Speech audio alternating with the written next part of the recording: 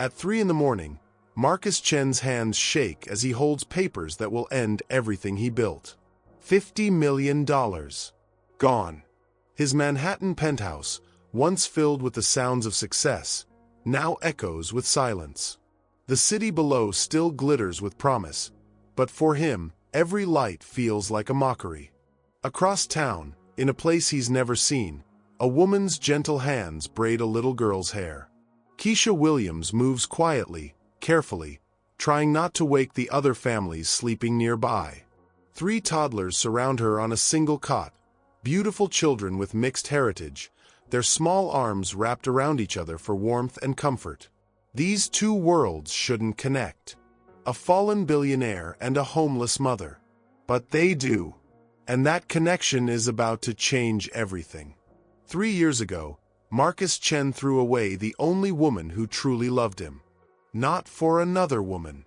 Not for money. But for something far more dangerous, his own pride. He looked at the person who believed in him before anyone else did, and he decided she wasn't enough. Wasn't worthy of the empire he was building. Tonight, as bankruptcy papers scatter across his marble floor, he has no idea that the woman he abandoned has been building something too. Something that will make his lost fortune look like pocket change. But here's what makes this story different. Keisha Williams didn't set out to destroy the man who broke her heart. She set out to save the women and children he would never see. She turned her pain into purpose, her rejection into resurrection. And in doing so, she accidentally created the most beautiful revenge story you'll ever hear. Because sometimes the universe doesn't just balance the scales. Sometimes it tips them completely. You see, Marcus thought he was cutting dead weight when he abandoned a pregnant woman who loved him. What he actually did was free the most dangerous kind of person. Someone with nothing left to lose and everything to prove. Someone who understood that the greatest revenge isn't destruction. It's becoming so successful that your existence becomes proof of their biggest mistake. Right now, as Marcus stares at his empire crumbling, he doesn't know that 3 floors below, in that shelter, a business plan is being written on the back of diaper packages. He doesn't know that the woman whose heart he shattered is about to show him what a heart can build when it stops breaking and starts beating for something bigger. And he definitely doesn't know that those 3 beautiful children sleeping peacefully in her arms share his DNA. We've all met someone who thought they were better than us. Someone who made us feel small, unwanted, not good enough for their vision of success. Someone who looked at our love and called it ordinary. Well, this is what happens when that person's world gets small instead. If you've ever watched someone who had everything lose it all because they forgot where they came from. If you've ever been underestimated by someone who thought your love wasn't worth their time, drop a flexed biceps in the comments. Because what happens next proves that sometimes the universe has a way of balancing the scales. Why would a billionaire's empire collapse at the exact same time his homeless ex-fiancée starts her incredible rise? Keep watching because this connection runs deeper than you think. This is what happens when someone mistakes having everything for being everything. But real power is about to reveal itself. And it's going to come from the last place Marcus Chen ever thought to look, the heart of the woman he threw away. The woman who's about to prove that love doesn't make you weak. Love makes you unstoppable. But to understand how love can turn into the most beautiful revenge, we have to go back. 3 years earlier, when everything was different. When Marcus Chen first met Keisha Williams, she wasn't homeless. She wasn't desperate. She was everything he thought he wanted to become. Successful marketing executive at one of Manhattan's top firms. Corner office on the 32nd floor. Business cards that opened doors he couldn't even knock on yet. And she was stunning. Not just beautiful, though she was that too, but brilliant in a way that made rooms go quiet when she spoke. They met at a tech conference where Marcus was pitching his startup to a room full of investors who looked bored before he even opened his mouth. Keisha was there representing her firm, taking notes on companies worth watching. When Marcus finished his presentation to polite applause, she approached him. "Your product is revolutionary," she said, extending her hand. "Your pitch needs work." Most people would have walked away offended. Marcus asked her to dinner. That dinner turned into 3 hours of Keisha redesigning his entire business strategy on cocktail napkins. She saw possibilities he hadn't even dreamed of.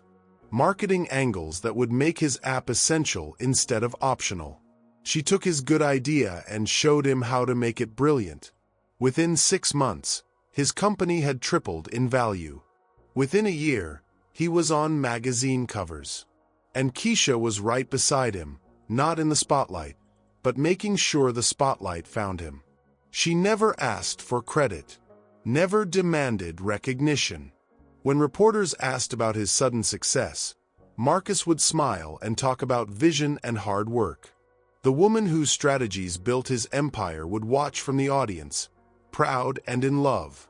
Their engagement party at the Metropolitan Museum was like something from a fairy tale. Keisha in a stunning red gown that caught the light every time she moved.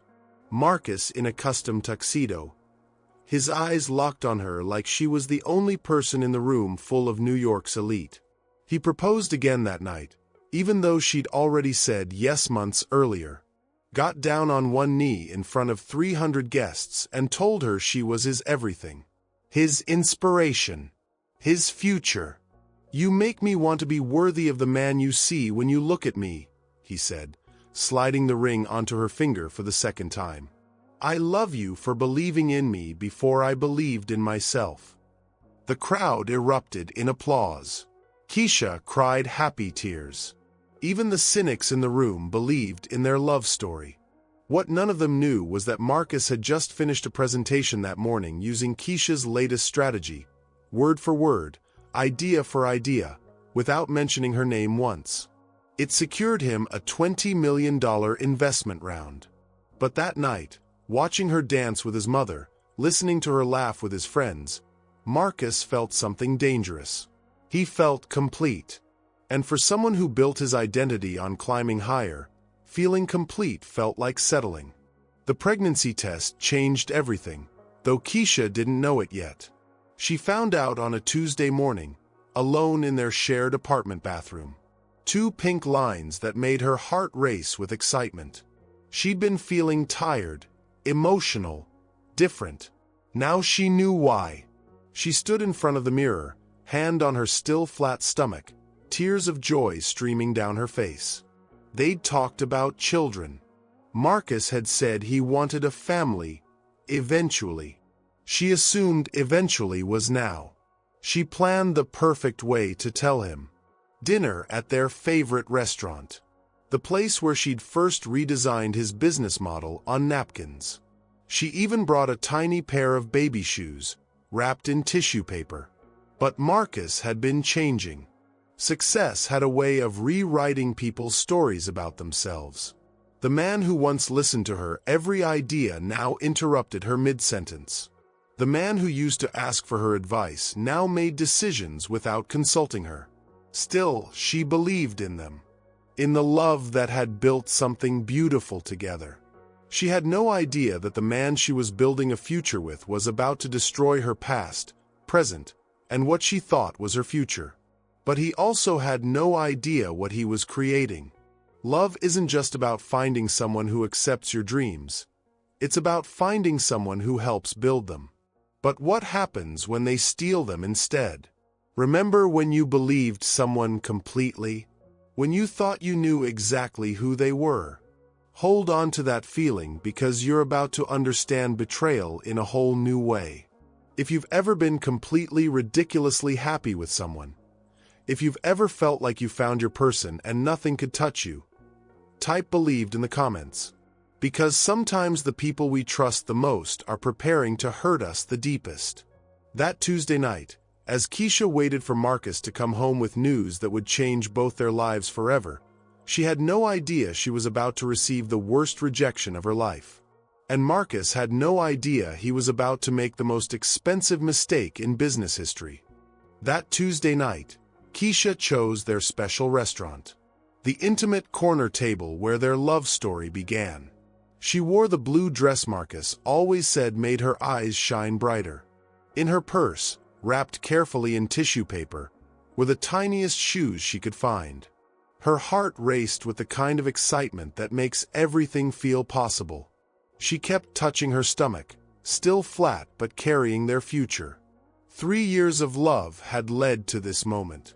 The moment they would officially become a family. Marcus arrived 20 minutes late, checking his phone even as he kissed her cheek. But Keisha didn't mind. Success demanded sacrifices. She understood that. "You look beautiful," he said, settling into his chair. "Sorry I'm late. Big meeting with investors tomorrow." "Actually, that's perfect timing," Keisha smiled, her whole face glowing.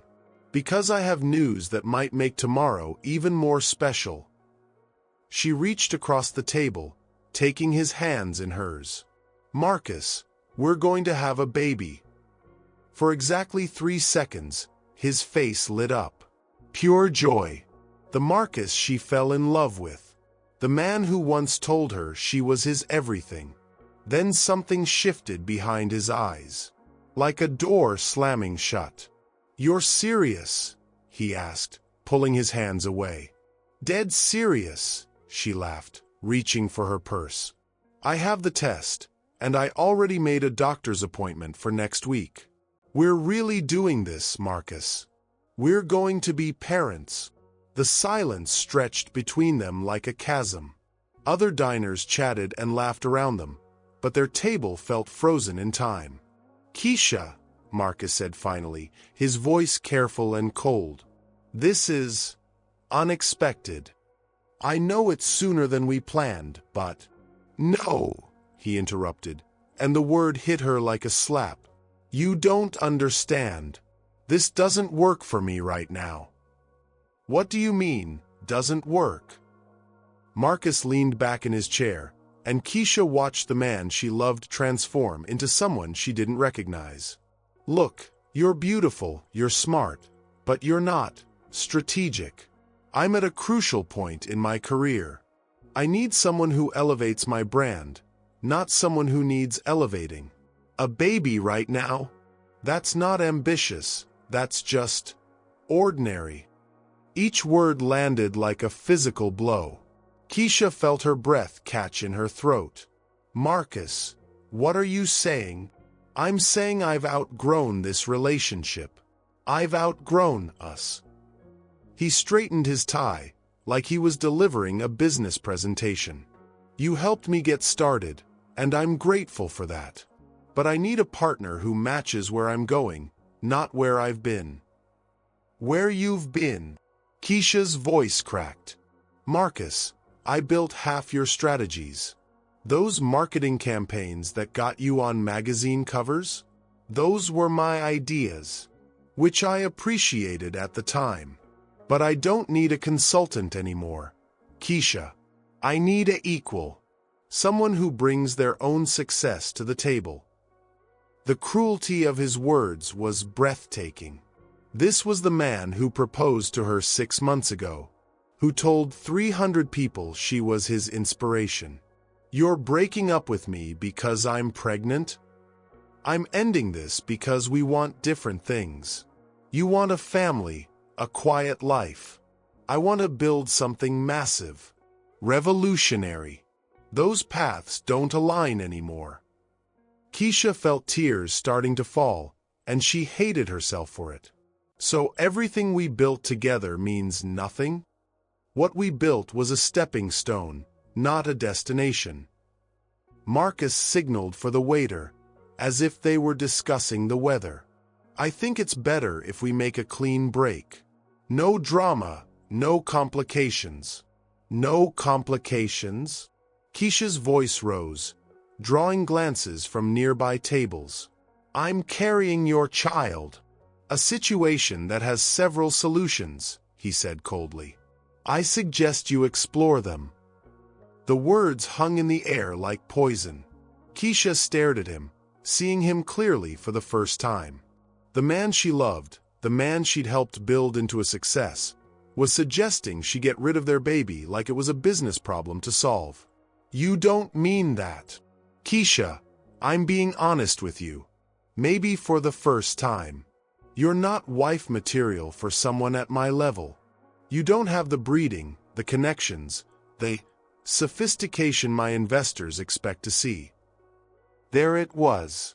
The truth he'd been hiding behind declarations of love.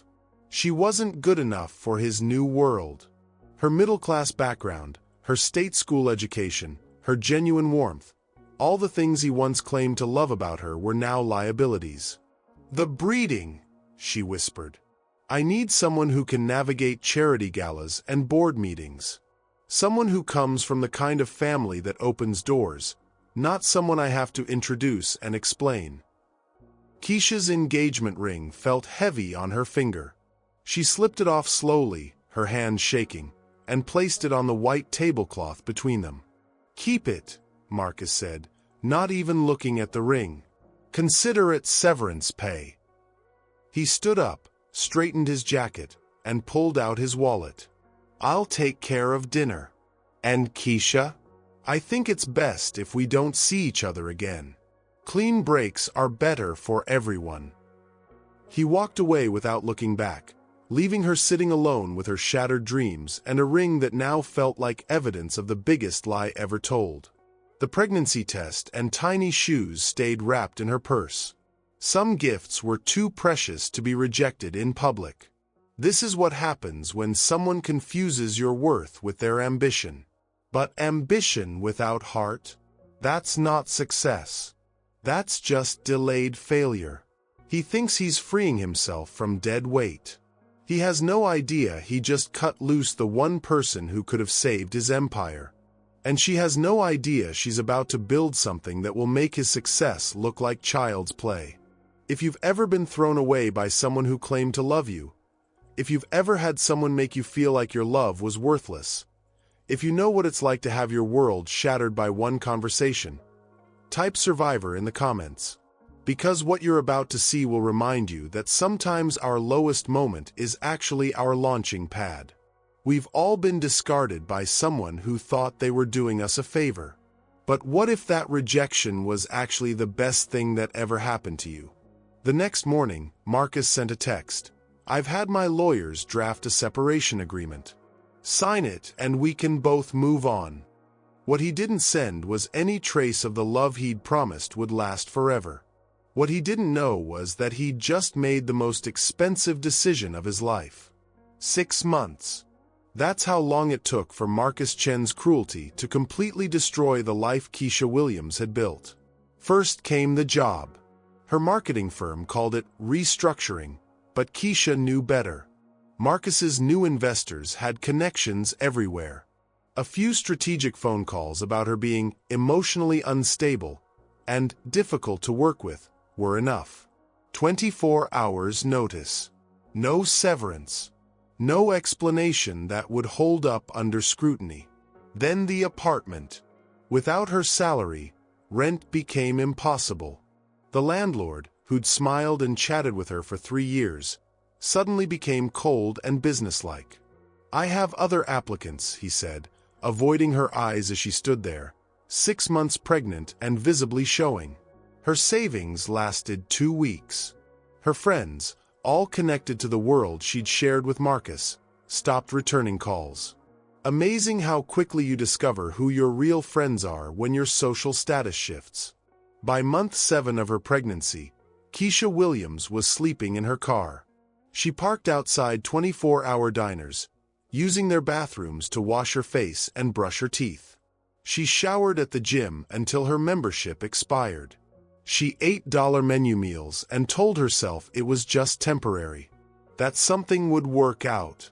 But nothing did.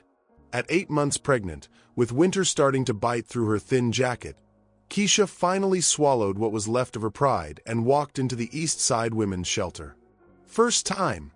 Asked Maria, the intake coordinator, looking at Keisha's clean clothes and careful makeup. Yes, Keisha whispered, the word feeling like surrender. We'll take good care of you, honey. And that baby too. 2 weeks later, Labor started at 3 in the morning. Not the gentle beginning she'd read about in pregnancy books, but sharp, urgent pains that doubled her over in the shelter's communal bathroom. "Something's wrong," she told the paramedic in the ambulance, fear making her voice shake. "Not wrong," he assured her. "Just fast. And there's more than one heartbeat in there. 3 babies. Triplets. 2 girls and a boy, each weighing barely 4 pounds, sharing one hospital blanket because the county hospital was understaffed and undersupplied." Keisha held them for the first time with hands that trembled from exhaustion and wonder. Maya, Zoe, and Justice. She named them there in that sterile room, with no flowers, no celebration, no father to cut umbilical cords or take pictures. Just her and 3 tiny humans who needed her to be stronger than she'd ever been before. The hospital social worker had kind eyes but a tired voice. "We can help you find resources," she said, handing Keisha a stack of pamphlets.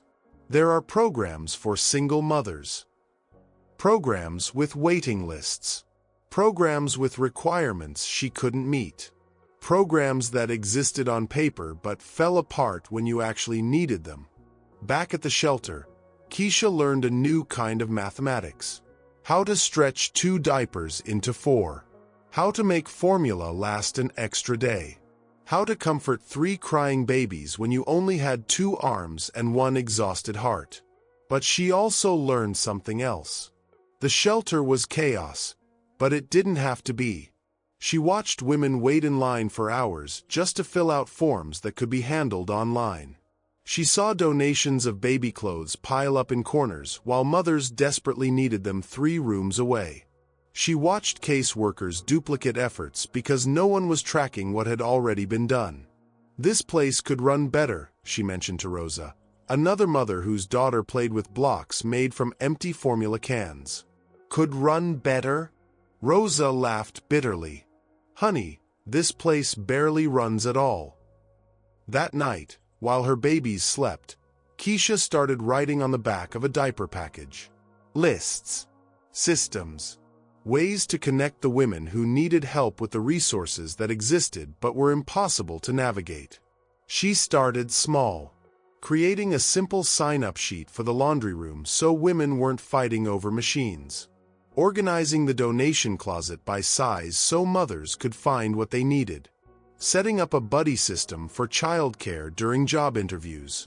"You're good at this," Maria told her one afternoon as she watched Keisha explain the new system to a group of recent arrivals. "Ever thought about social work?" "I used to do marketing," Keisha said, bouncing Justice on her hip while Maya and Zoe napped in their shared crib. "Well, you're marketing hope now. And these women are buying it." But Keisha was thinking bigger than hope. She was thinking about the app she could build. The platform that would connect homeless families with resources in real time. The system that would eliminate wait lists and reduce bureaucracy and actually help people instead of just processing them. She wrote the business plan on napkins from the shelter cafeteria. Drew wireframes on the backs of her children's birth certificates. Calculated market size using statistics from women who lived the problem every day. While Marcus Chen was being photographed for magazine covers, talking about his vision for the future, Keisha Williams was building the actual future from a shelter cot surrounded by 3 babies who depended on her for everything. Real entrepreneurs aren't born in boardrooms, they're forged in crisis. And this woman was about to become the most dangerous kind of entrepreneur, one with nothing left to lose and everything to prove. While Marcus was celebrating his freedom, with champagne and new girlfriends, the woman he abandoned was learning lessons that would make her unstoppable. He had no idea his success was about to become her inspiration. Ever notice how your best ideas come when your back is against the wall? When comfort is gone, creativity explodes. Watch what happens when someone with nothing discovers they actually have everything they need.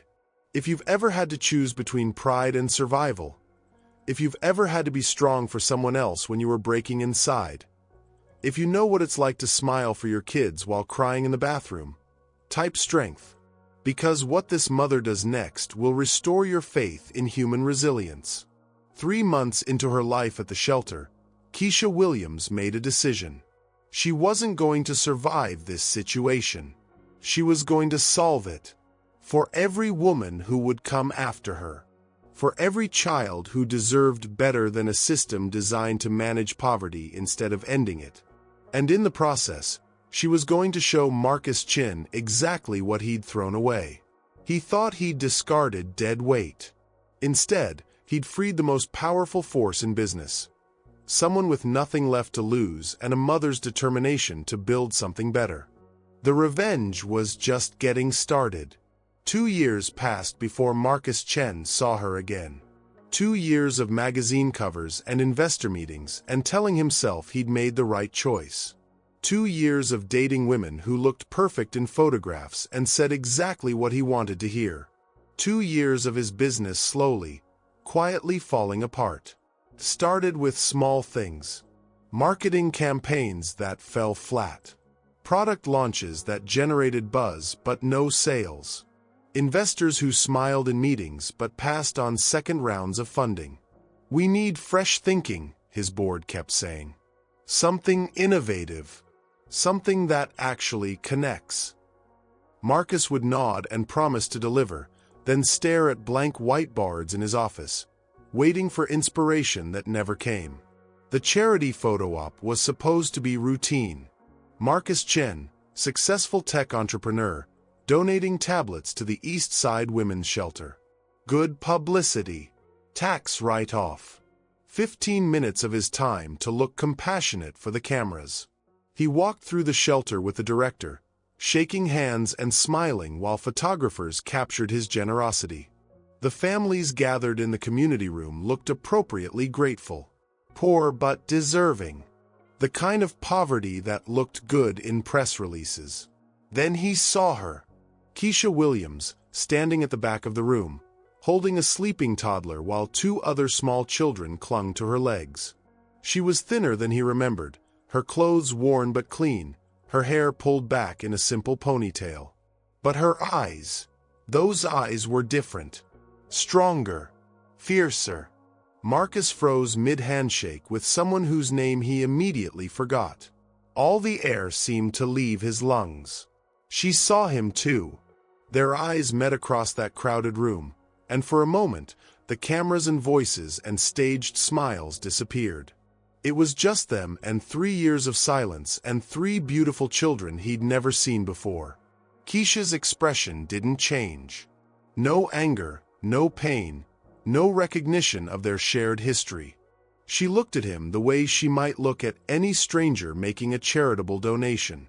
Polite but distant. That indifference hurt worse than hatred would have. Marcus finished the photo op on autopilot, his mind racing. After the cameras left and the reporters finished their interviews, he found the shelter director. The woman in the back. With the 3 children. "How long has she been here?" "Keisha?" "About 2 years now. Wonderful mother. Actually helps coordinate our resource programs. The families love her." 2 years. She'd been homeless for 2 years while he'd been celebrating his freedom from domestic complications. That night, Marcus couldn't sleep. He stood at his penthouse windows, looking out at the city lights, wondering how many other people were sleeping in shelters while he complained about thread counts and wine vintages. He hired the private investigator on Monday. "I don't want to contact her," he told Michael Ross, a former police detective who specialized in background checks for corporate clients. "I just need to know how she's doing, what her situation is." Ross nodded without judgment. He'd seen Messier situations. "You want regular updates?" "Weekly," Marcus said, then caught himself. "Monthly. Just monthly." The first report arrived via encrypted email. Keisha Williams, age 29, currently residing at East Side Women's Shelter with 3 children, Maya, Zoe, and Justice, all age 2. Working part-time as a resource coordinator at the shelter. Recently started a small consulting business helping other social service organizations streamline their operations. Consulting business. Even homeless, even rejected and abandoned, she was building something. Marcus opened a bottle of wine that cost more than most families spent on groceries in a month and tried to convince himself he felt nothing. The second report hit harder. Keisha's consulting client list was growing. Small nonprofits, community centers, food banks, organizations that couldn't afford big consulting firms but desperately needed help organizing their chaos. She was charging almost nothing but getting results that impressed everyone. While Marcus read about her success, his assistant knocked on his office door. "The Morrison Group is pulling out," she said quietly. "They're taking their investment to a competitor." That was the third major client loss in 2 months. By the fourth monthly report, Marcus was obsessed. The private investigator now provided detailed surveillance photos. Keisha walking her children to daycare, her face determined despite the weight of everything she carried. Keisha in a coffee shop, designing organizational charts on napkins while her laptop charged at a corner table. Keisha presenting to a room full of non-profit directors, gesturing confidently as they took notes. She was thriving. Not just surviving, thriving. Meanwhile, Marcus's empire was hemorrhaging money and talent. His head of marketing quit to join a startup that actually understands human connection. His product development team recommended pivoting to markets that were more authentic and less manufactured. Everything they criticized about his approach was everything Keisha had tried to teach him years ago. The importance of genuine connection. The power of solving real problems for real people.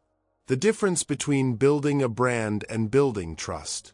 He'd thrown away his secret weapon and called it dead weight. The sixth report included video. Keisha speaking at a conference for social service providers, explaining how simple technology solutions could revolutionize resource allocation. The audience was captivated. She was magnetic in a way Marcus remembered but had somehow convinced himself to forget. That same week, Marcus lost his biggest client. The CEO's explanation was brutally honest. "Your approach feels calculated, Marcus. Like you're solving problems you've never experienced for people you've never met. We need someone who understands struggle." Marcus stared at the surveillance photos spread across his desk. Keisha Williams understood struggle better than anyone. He thought destroying her would clear his path to success. Instead, he removed the secret ingredient that made his success possible. But she doesn't know he's watching. And he doesn't know what she's really planning. Success built on someone else's foundation always crumbles. But success built on your own struggle, that's permanent. And she was about to prove it. Have you ever realized that the person you dismissed was actually the reason for your success? Sometimes we don't know what we have until it's building something better without us. If you've ever realized you threw away something precious, if you've ever watched from the outside while someone you hurt succeeded without you, if you know what it's like to want a second chance you don't deserve, type regret. Because karma isn't always instant, but it's always inevitable. By the 8th month of surveillance, Marcus Chen had lost 15 pounds, started drinking heavily, and couldn't remember the last time he'd slept through the night. And Keisha Williams had just landed her first 6-figure consulting contract. The hunter was about to become the hunted. Watching wasn't enough anymore. Marcus Chen needed to do something. Needed to fix what he'd broken, even if Keisha never knew he was the one fixing it. The first transfer was small. $5,000 to a shell company he created called Community Innovation Partners. Then a donation from that fake company to Keisha's consulting business, along with a note about supporting grassroots entrepreneurs in social services. Marcus watched through his private investigator as Keisha received the check. Her face lit up in a way that made his chest ache. She called her children over, showed them the check, and explained that Mommy's business was growing. "We're going to help more families," she told 3-year-old Maya, who clapped even though she couldn't possibly understand. "We're going to make things better." That night, Marcus slept soundly for the first time in months. He was helping her, making up for what he'd done, even if she'd never know it. The second donation was larger, 10,000 from a different shell company. Social Impact Ventures, this time. Marcus created fake websites, fake board members, fake mission statements, all to funnel his money to the woman he'd abandoned without leaving fingerprints. Keisha used the money to hire her first employee, another shelter mom named Carmen who had a background in social work. Together, they expanded their services to 3 more shelters across the city. Marcus monitored every penny through weekly reports. His own business was failing, hemorrhaging money and clients, but watching Keisha succeed felt like medicine for guilt he didn't want to admit he carried. The third donation came with an opportunity. Marcus used his connections to create a fake government contract, a pilot program to streamline social services through technology. $25,000 for Keisha's consulting firm to develop an app prototype. She was suspicious this time. "This came out of nowhere," Keisha told Carmen, holding the contract. "Government moves like molasses. This is too fast, too convenient." "Maybe someone upstairs finally realized how good you are," Carmen suggested. "Maybe your reputation is spreading." But Marcus could see in the surveillance photos that Keisha wasn't convinced. She spent hours researching the supposed government office that had issued the contract, made phone calls to verify contacts who existed only on paper. Still, she took the money. Because her children needed stability. Because the other mothers at the shelter needed help. Because turning down funding meant turning down the chance to actually solve problems. Marcus told himself she was happy. Told himself he was being altruistic. But deep down, he knew the truth.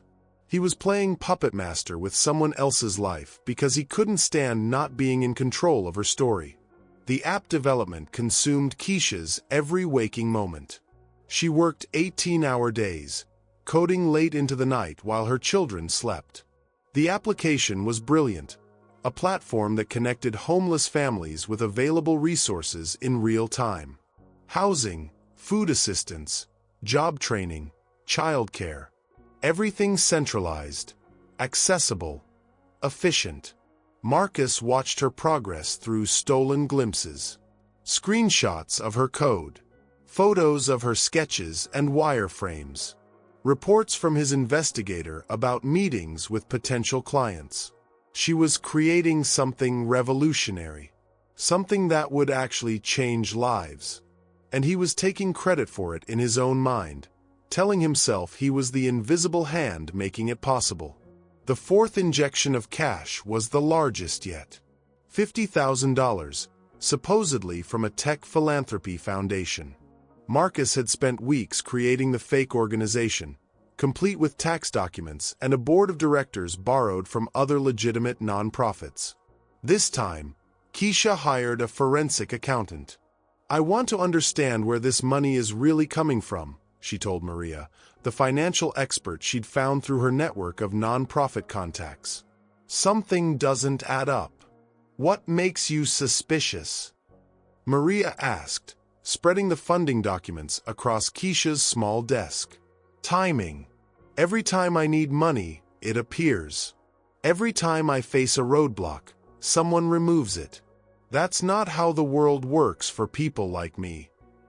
Maria studied the papers carefully. "The organizations look legitimate on the surface.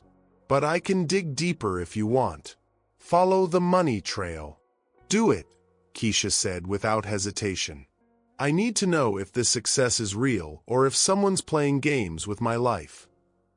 Marcus had no idea his puppet was about to cut her strings. While Keisha investigated, Marcus's own world continued to crumble. His latest product launch was a disaster. His investors demanded explanations he couldn't provide.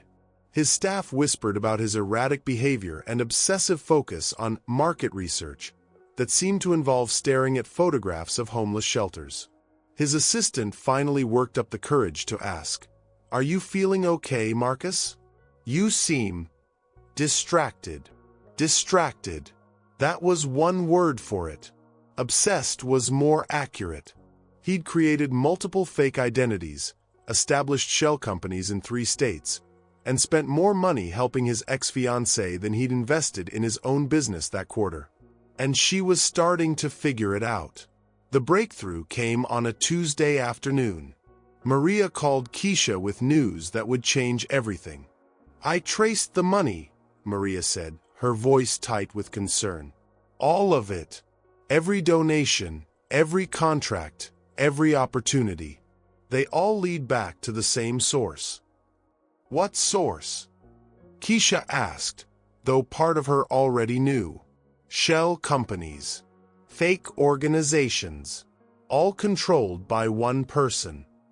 Maria paused. "Keisha, someone has been manipulating your success from day one. And I think I know who." Keisha closed her eyes and felt the last 3 years rearrange themselves in her mind. The perfect timing. The convenient opportunities. The funding that appeared exactly when she needed it most. Someone had been playing God with her life. Someone who thought they could control her story, manage her success, orchestrate her happiness from behind the scenes. She knew exactly who that someone was. He thinks he's playing chess while she plays checkers. He has no idea she's been playing a completely different game, one where she's already 10 moves ahead. The difference between helping someone and controlling someone? Help comes with no strings attached. Control comes with invisible chains.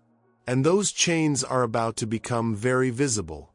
If someone has ever tried to control your success from behind the scenes, if you've ever felt like your achievements weren't completely your own, if you know what it's like to succeed despite someone's manipulation, not because of it, type authentic. Because real success can't be bought, borrowed, or stolen. Ever had someone try to take credit for your success? Ever wondered if your achievements were really yours? Hold that feeling because vindication is coming. That evening, as Marcus sat in his failing empire, surrounded by surveillance photos and financial records of his secret donations, he had no idea that Keisha Williams was already planning his complete destruction. He thought he was saving her. Instead, he'd handed her the weapons she needed to end him. The puppet master was about to learn that the greatest mistake you can make is underestimating someone you've already betrayed once. Justice was coming, and this time, it had receipts. Maria's phone call changed everything. And nothing. Because Keisha Williams had been expecting it for 3 weeks. "Marcus Chen," Maria said, her voice tight with disbelief. "Every shell company, every fake foundation, every convenient opportunity traces back to him. He's been funding your entire operation." Keisha sat in her small office, surrounded by the success she'd built with money from the man who destroyed her life. Her children's artwork covered one wall. Financial projections covered another. And tucked away in a filing cabinet that Maria couldn't see was a folder marked Insurance Policy. "How long have you suspected?" Maria asked. "Since the second donation," Keisha replied calmly. "The timing was too perfect. Government contracts don't appear overnight. Tech philanthropy foundations don't fund unknown consultants without extensive vetting. Someone was pulling strings. And you kept taking the money?" Keisha's smile was sharp as broken glass. "Maria, let me ask you something. If someone steals your car, then offers to give you rides, do you refuse because you're too proud? Or do you take the rides while you figure out how to get your car back?" "I'm not following. Marcus Chen destroyed my life because he thought I was worthless. Now he's funding my success because he feels guilty. But here's what he doesn't understand. I've been building something much bigger than a consulting business." Keisha walked to her wall of financial documents. Spreadsheets tracking every dollar Marcus had sent her. Bank records showing the flow of money between his failing empire and her growing one. Legal research on financial fraud and illegal campaign contributions. I've been documenting everything, Maria. Every transfer, every shell company, every fake contract. Not just the money he sent me, but where that money came from. Where did it come from? Investor funds that were supposed to go to research and development. Client payments that should have been used for promised services. Tax-deductible donations he claimed as business expenses while using them for personal manipulation. Maria's face went pale. That's fraud. Multiple felonies. SEC violations that could put him in prison for 20 years. Keisha's voice was steady, professional. The voice of someone who'd spent months building an airtight case. You've known this whole time? I suspected from the beginning. Confirmed it 3 weeks ago when my real forensic accountant, not you, Maria, because I needed someone with no connection to any of this, traced the money back to accounts Marcus thought he'd hidden well enough. Maria stared at her, confused. Then why did you call me? Because I needed an independent witness. Someone who would discover the connection without any guidance from me. Someone whose testimony would hold up in court when prosecutors need to prove I wasn't complicit in his schemes. The pieces clicked into place in Maria's mind. You've been planning this. Planning what? Justice. Yes, Maria. I've been planning justice. Keisha pulled out a thick folder from her desk drawer. Financial records, email screenshots, bank transfers, legal briefs. Months of meticulous documentation. Every dollar he sent me, I tracked its origin. The $50,000 from Community Innovation Partners? That came from a client account he was supposed to use for software development.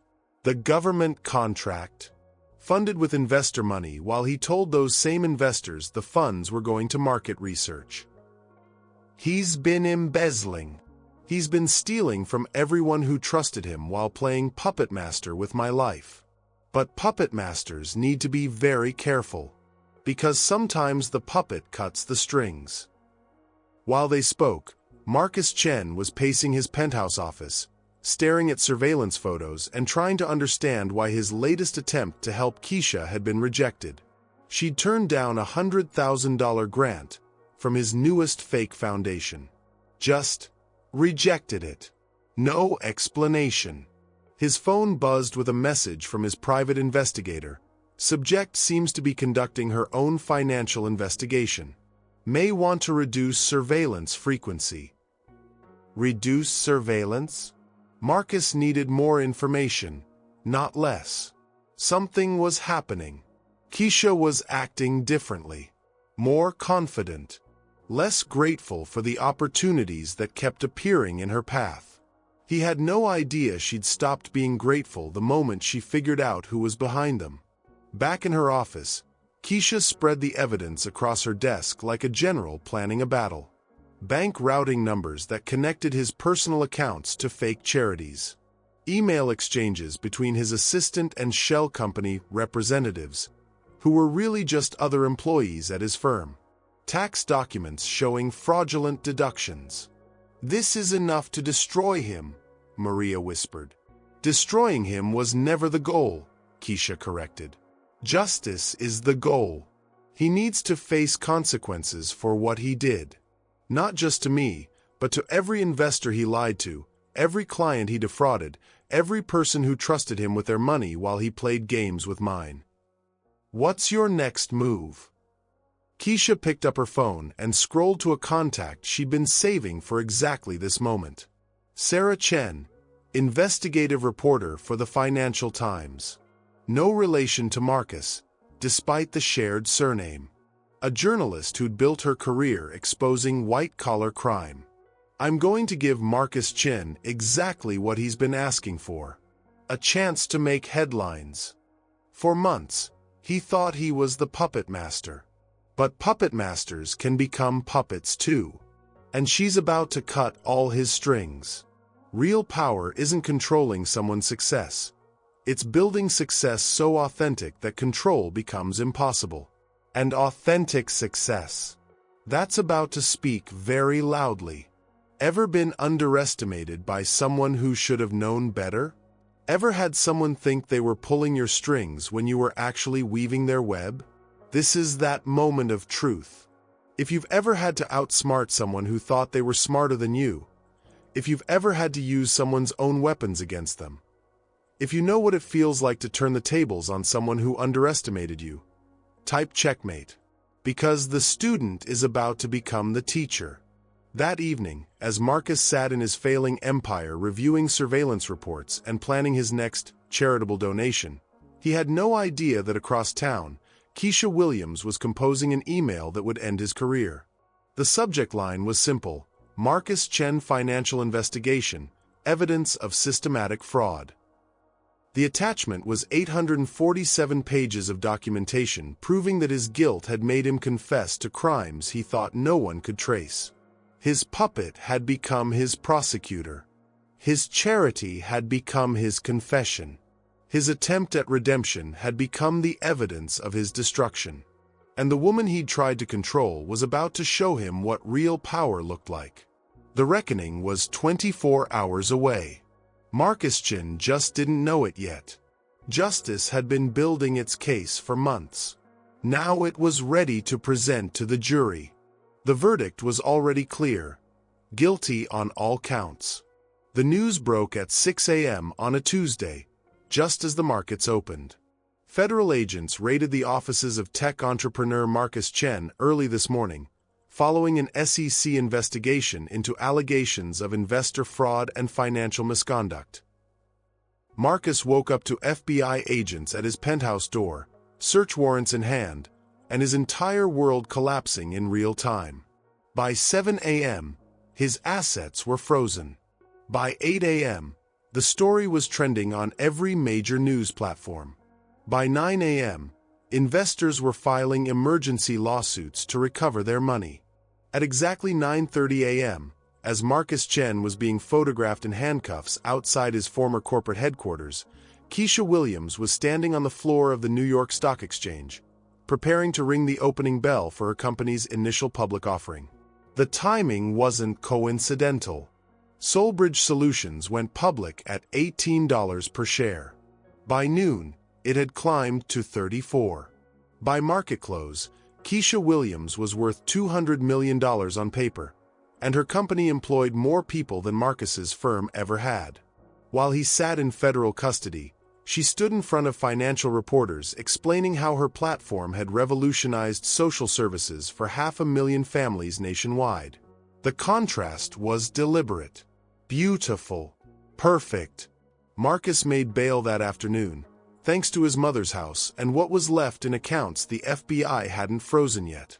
His lawyer met him outside the federal building with news that somehow made everything worse. "The evidence against you is overwhelming," Robert Steinberg said, flipping through pages of financial documents.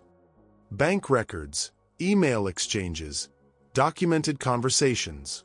It's like someone built a perfect case designed specifically to destroy you.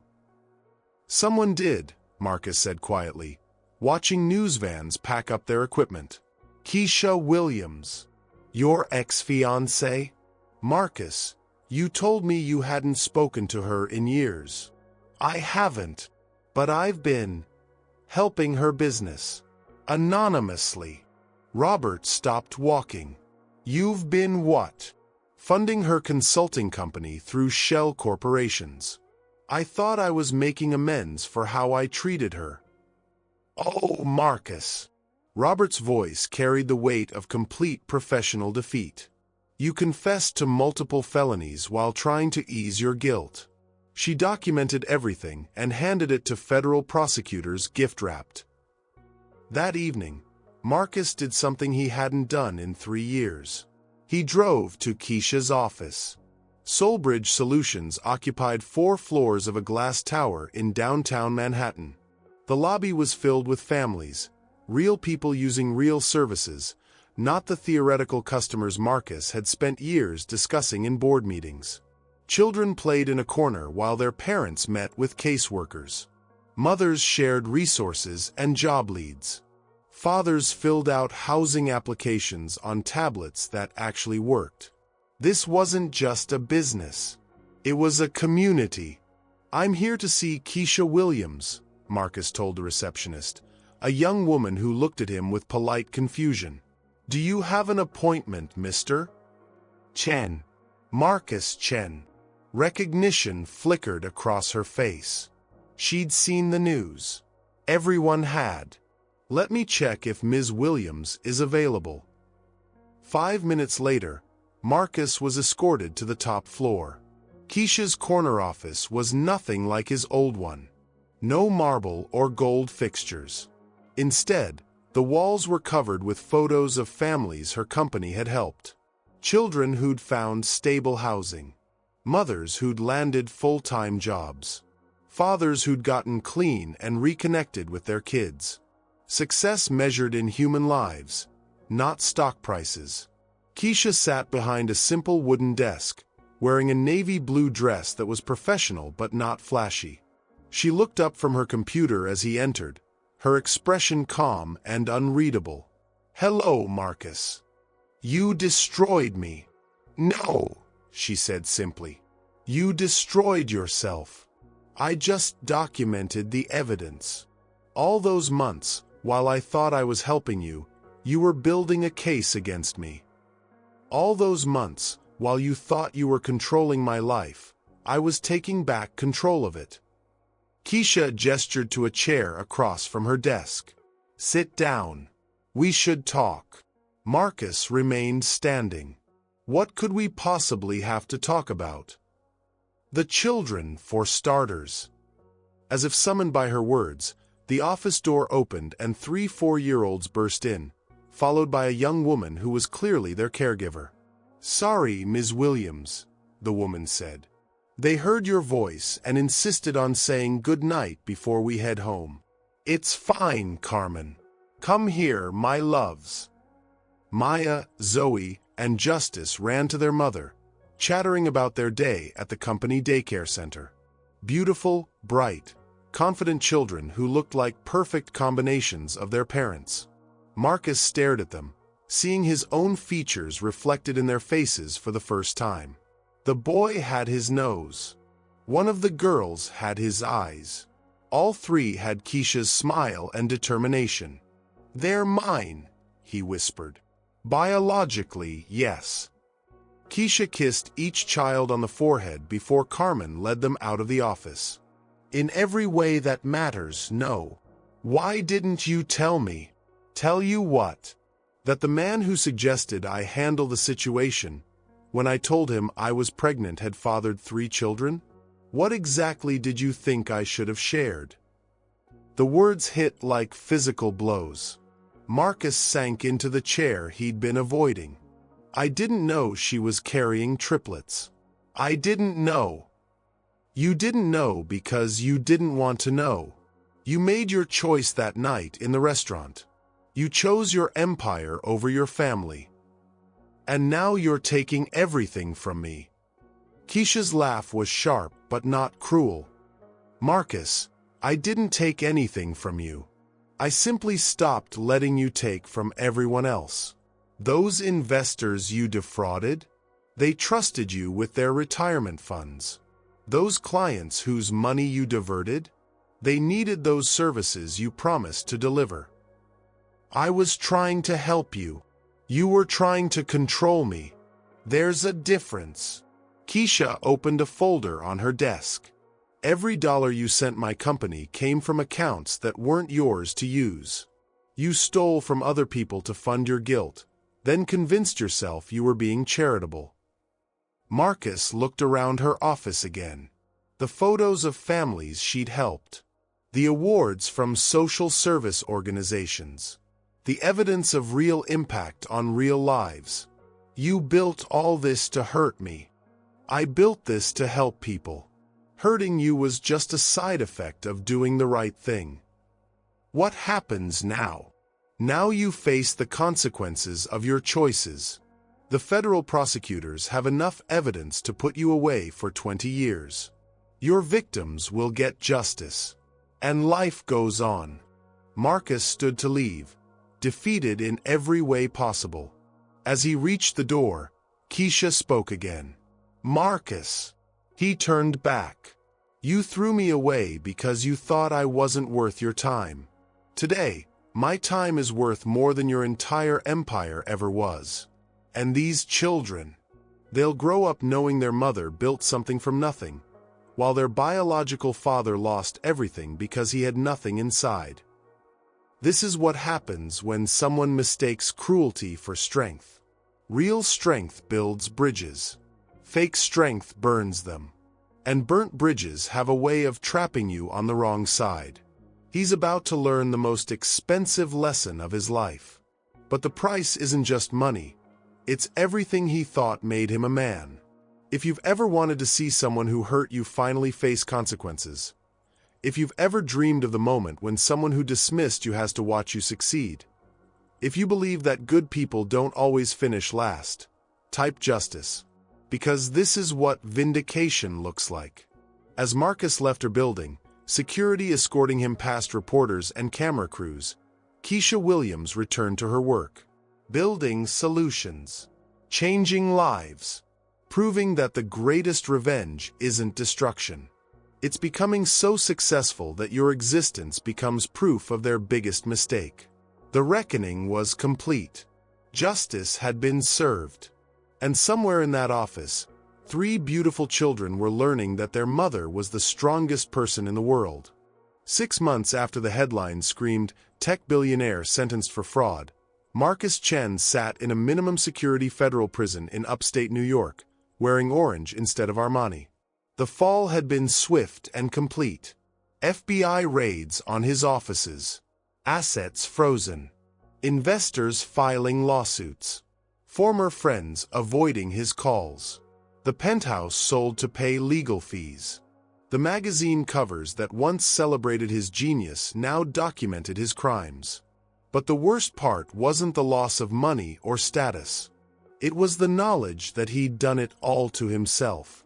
Every illegal transfer, every fake charity, every fraudulent contract, all of it motivated by guilt over a woman he'd thrown away and a desperate need to control her story. A woman who'd turned his guilt into evidence and his manipulation into justice. Marcus spent his days in the prison library, reading about the company Keisha Williams had built while he'd been playing puppet master. SoulThread Solutions now employed over 10,000 people nationwide. Her app had revolutionized how homeless families accessed resources, cutting wait times from months to minutes and connecting over 500,000 people with housing, jobs, and services. Forbes had featured her on their cover as Entrepreneur of the Year. The headline read, "From homeless shelter to industry leader, how Keisha Williams built an empire of empathy." She'd testified at his trial, not as a victim seeking revenge, but as a witness to fraud. Professional, factual, devastating. She'd presented every document, every transfer, every lie he'd told with the precision of a surgeon removing a cancer. When the judge asked if she wanted to make a victim impact statement, she declined. "Marcus Chen's actions speak for themselves, Your Honor," she'd said simply. "I'm here to help ensure they have consequences." 20 months in prison. 5 years probation. Full restitution to investors and clients. His name banned from executive positions at any publicly traded company. Justice had been served with the efficiency Keisha brought to everything she touched. Now, Marcus was 3 months into his sentence when the guard called his name. "Chen, you have a visitor." Marcus walked to the visiting room expecting his lawyer or maybe his mother, who still called once a week despite everything. Instead, he found Keisha Williams sitting at a metal table, wearing a tailored navy suit that probably cost more than he used to spend on dinner. She looked radiant, successful, completely at peace with herself and her place in the world. Everything he'd once been and thrown away. "Hello, Marcus," she said as he sat down across from her. You look different. Prison had changed him. 20 pounds lighter, hair gray at the temples, lines around his eyes that spoke of sleepless nights confronting truths he'd spent years avoiding. Keisha. Her name felt foreign on his tongue. I wasn't expecting. Why are you here? I have a business proposition. Marcus almost laughed.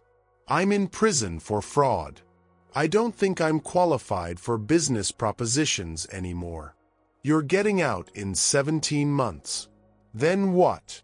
I don't know. My lawyer says I'll probably find work eventually. Tech consulting maybe, once the probation period ends. Keisha opened a folder and slid a document across the table. I'm offering you a job. Marcus stared at the paper. An employment contract with SoulThread Solutions. Position: Community Outreach Coordinator. Starting salary: $15 an hour. Minimum wage. You're serious, he said, not sure whether to be insulted or grateful. Completely serious. The job would involve visiting shelters, talking to families about available resources, helping them navigate our app and connect with services. You'd be working directly with people experiencing homelessness. Why would you offer this to me? I destroyed your life. You tried to destroy my life, Keisha corrected. Instead, you freed me to build something better. But more importantly, this job isn't about you. It's about the families who need help. And sometimes the best person to help someone climb out of a hole is someone who's been in one themselves. Marcus read the contract again. $15 an hour. No stock options. No executive privileges. No corner office or company car. Everything his pride told him to reject. The families I'd be working with, they'd know who I am.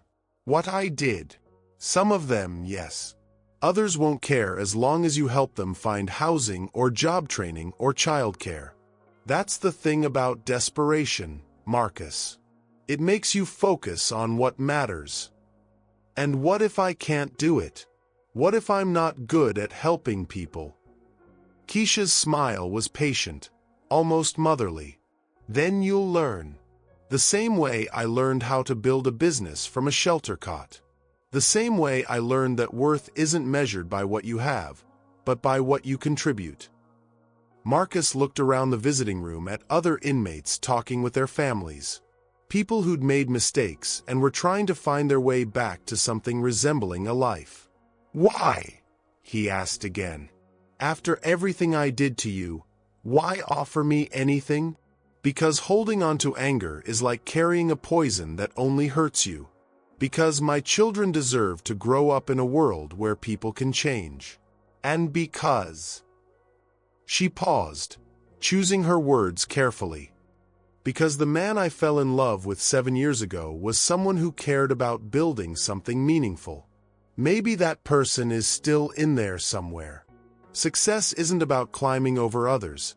It's about building ladders so others can climb too. And the best leaders, they even throw a rope to those who tried to push them down. We all have the choice between bitterness and breakthrough. Between revenge and redemption. This is what it looks like when someone chooses to break the cycle instead of continuing it. If you believe everyone deserves a second chance, if you think forgiveness is stronger than revenge, if you know that the best revenge is sometimes helping your enemy find their humanity, type mercy. Because true strength isn't about how hard you can hit back. It's about choosing when not to. Marcus stared at the contract, his pride warring with his desperation. $15 an hour. Working with homeless families. Taking orders from caseworkers who might be younger than his former assistants. Everything he'd built his identity on rejecting. I need time to think about it, he said finally. Take all the time you need, Keisha replied, standing to leave. The offer stands until your release date. After that... She shrugged. We'll see what kind of man you've become. She could destroy him completely. Instead, she offers him the one thing he never gave her, a chance. What he does with it will define not just his future, but the kind of man he chooses to become. As Keisha walked away, Marcus watched her through the visiting room window. She climbed into a modest sedan, successful but not flashy, and drove away to a life filled with purpose and impact. He looked down at the contract one more time. $15 an hour to help people he'd once ignored. To work alongside the kinds of families he'd dismissed as beneath his concern. To discover whether redemption was possible for someone who'd lost everything because he'd forgotten what everything meant. Some people are born with everything and learn nothing. Others lose everything and discover they had the most valuable thing of all, the strength to rebuild not just their own life, but everyone's life around them. 17 months to decide who he wanted to be when he got out. 17 months to choose between the man who'd lost everything and the man who might finally find himself. The choice was his. And for the first time in years, Marcus Chen wasn't sure what he was going to do. But he was finally ready to find out who he really was when the money, the power, and the pride were stripped away. Sometimes that's where the real story begins.